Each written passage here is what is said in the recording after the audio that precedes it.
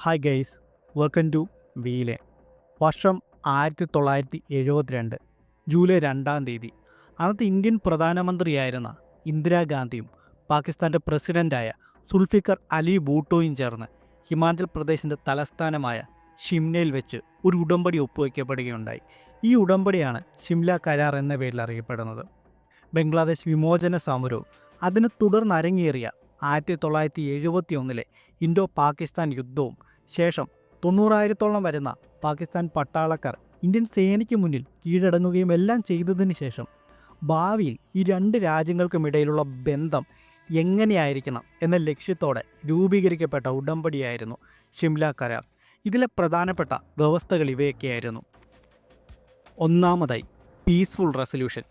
നാളെ ഈ രണ്ട് രാജ്യങ്ങൾക്കുമിടയിൽ എന്തെങ്കിലുമൊക്കെ തർക്കം രൂപം കൊണ്ടുവരികയാണെങ്കിൽ അവ മൂന്നാമതായി മറ്റൊരു തേർഡ് പാർട്ടിയുടെ മധ്യസ്ഥതയില്ലാതെ ഈ രണ്ട് രാജ്യങ്ങളും ബൈലാറ്ററൽ നെഗോഷിയേഷൻസ് വഴി പരിഹരിക്കുമെന്നതായിരുന്നു.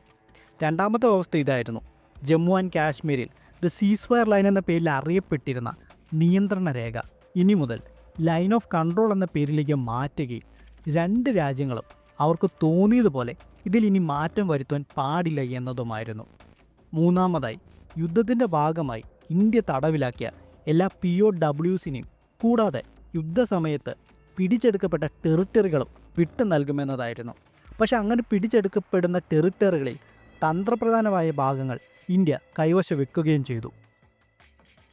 നാലാമതായി, ഇന്ത്യയും പാകിസ്ഥാനും തമ്മിൽ ഭാവിയിലേക്ക് നല്ലൊരു ഡിപ്ലോമാറ്റിക്കും അതുപോലെ തന്നെ എക്കണോമിക് റിലേഷൻഷിപ്പും വളർത്തിയെടുക്കും എന്നതായിരുന്നു.